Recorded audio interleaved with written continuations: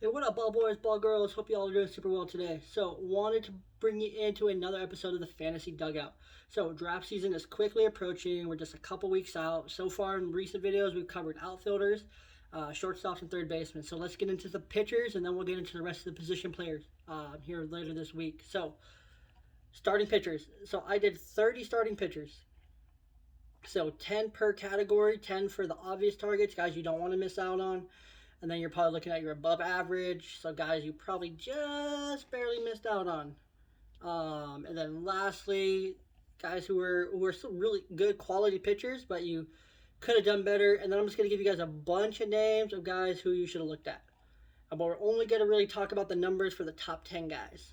Um, Kind of about what I think they're gonna give you, and where I'm just gonna tell you where I would draft them. That makes more sense. So, your most obvious target, number one, Garrett Cole. He should be a top 10 pick.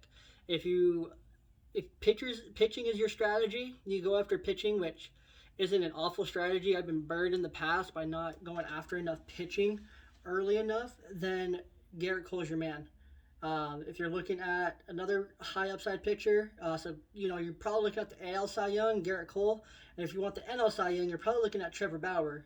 Um, Bauer, I'm telling you guys, go read the MVP machine. You'll learn a lot about Trevor Bauer. You'll understand a lot more why he got paid his big money. You'll understand a lot more about how he keeps getting so good and how his pitchers are just so dominant.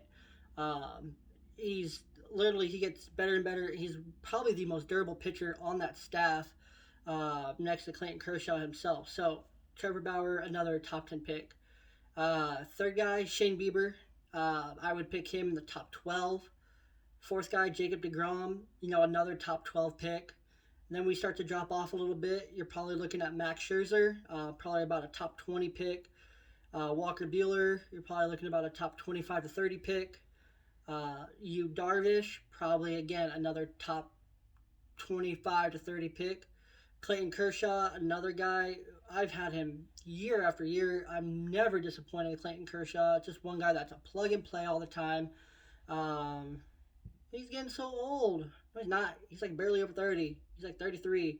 He's fine. He's durable. He's solid. He's consistent. He's probably the best regular season pitcher of all time after, guys like Satchel Paige and Nolan Ryan. He's up in that class. So go and get yourself some Clayton Kershaw, probably 25 to 35.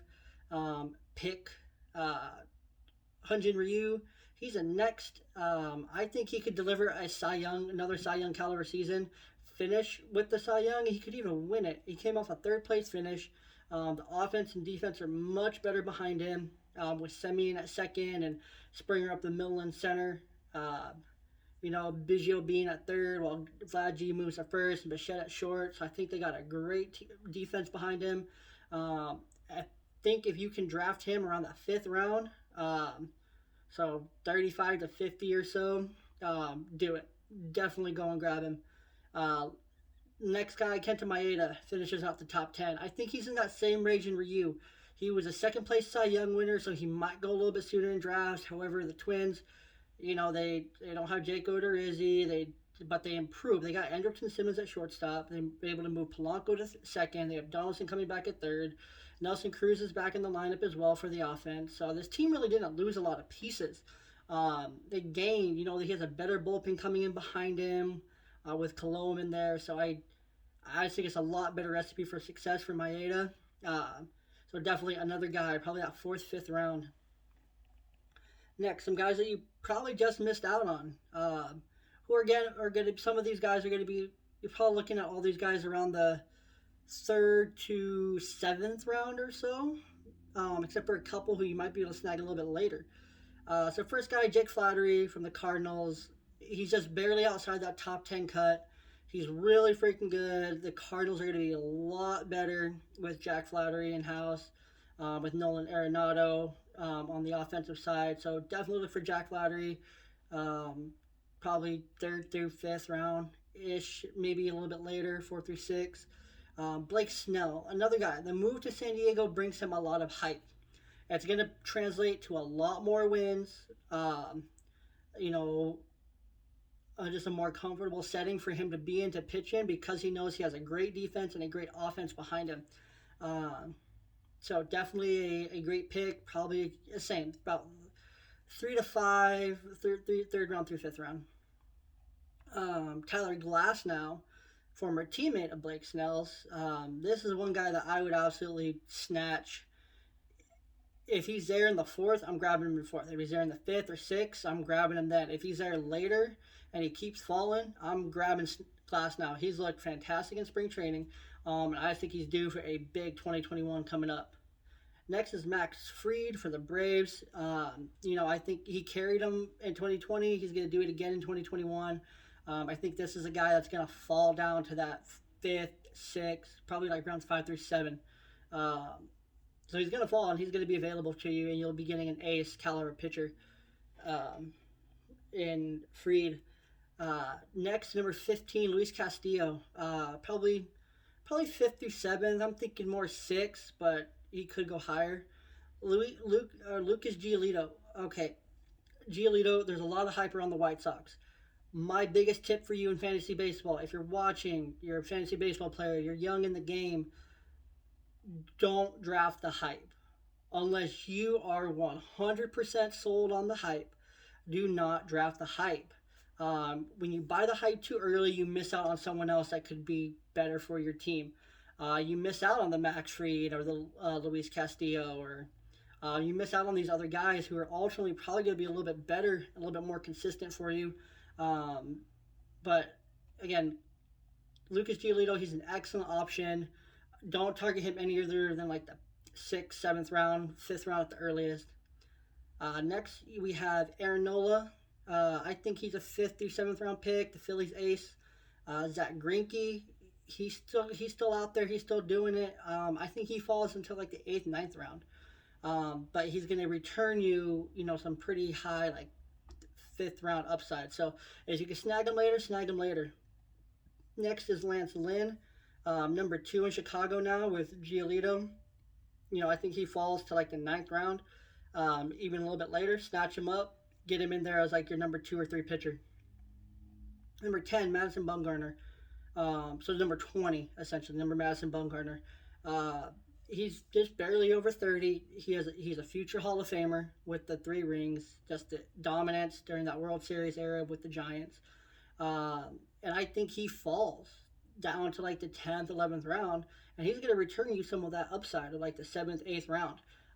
That's a big difference. So I highly recommend looking at Madison Bumgarner a little bit later. Take him as like your 2nd, 3rd, maybe even 4th pitcher off the board if he's there.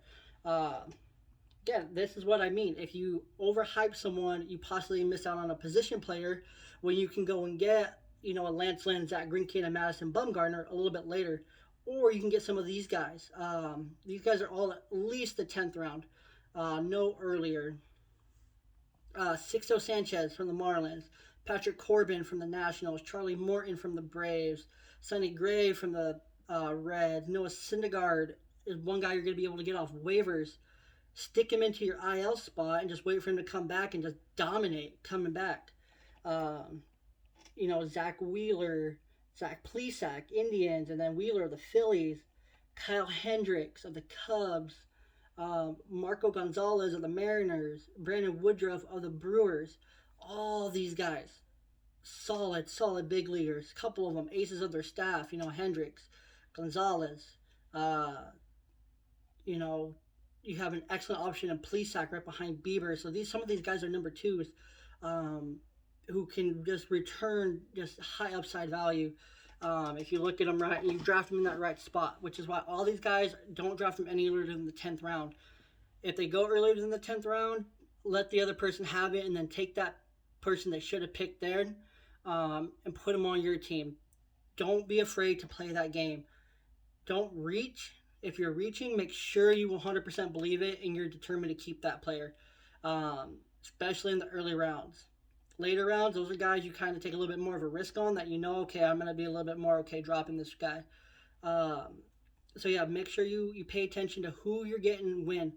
Super important. Super important. Lastly, a few guys who, if you're on the clock, you need someone some guys returning from injury that you can take a flyer on at some point during the season. Justin Verlander, Astros; Chris Sale, Red Sox; Steven Strasburg, Nationals, should be ready for the beginning of the season. Mike Soroka, also Braves, another guy who should be ready for the beginning of the season. So ace. Shohei Ohtani, another guy who's looked fantastic at the beginning of the season. Corey Kluber carries a lot of risk because he's coming back from injury. Eduardo Rodriguez, another guy who's going to fall late because he's coming back from injury. James Paxton, another guy who's going to fall later because he's coming back from injury. Kind of get what I'm getting at. Marcus Stroman, sat out last year, opted out. He's back on a qualifying offer. He's playing for his contract. Kind of a common theme. Those guys that I just mentioned, excellent late round additions. You know, most teams, I want to say, have like 15 players. If you're looking at these guys, probably around, or maybe more. If you're looking at these guys a little bit later in your draft, perfect. Get these guys, stick them on your bench, stick them into your IL if they start the season on the IL, because they'll come off at sometime in April, like Strasburg, Soroka, and, you know, Rodriguez if they start the season on the IL. But, you know, guys like Strasburg, Ohtani, Paxton, Stroman, they're all healthy. They're all going to be ready to start the season. And that's what you want. You want these guys who are ready to start the season, who you're going to be able to get later because they were hurt the year before. And then just a bunch of other quality starters, some other guys who you're going to want to watch, kind of be able to plug and play throughout the season. A bunch of names, so pay attention. Robbie Ray, Carlos Carrasco, Jake Odorizzi, Jose Barrios, Christian Javier, Justice Sheffield, Frankie Montes, Zach Gallen, Jesus Luzardo, Matt Boyd, German Marquez, Sean Manaea, Joe Musgrove, Dallas Keuchel, Mackenzie Gore, Domingo German, Nate Pearson, Chris Paddock, Johnny Cueto, David Price, Mike Minor. Tanaka was on here, but this was posted before he signed with Japan. It was like 2 days before he signed with Japan. So yeah, guys, that's kind of the gist of it.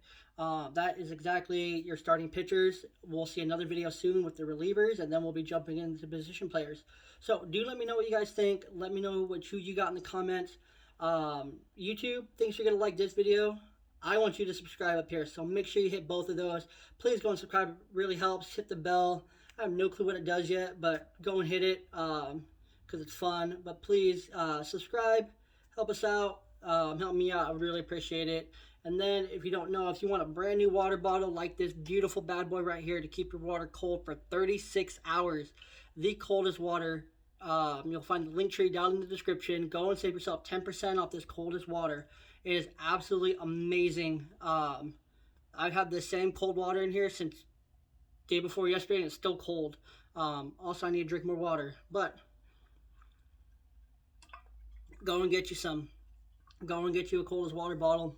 Link down in the description. Thanks for tuning in, ball boys and ball girls, and we'll see you next time to talk about some fantasy relievers. Burp, burp.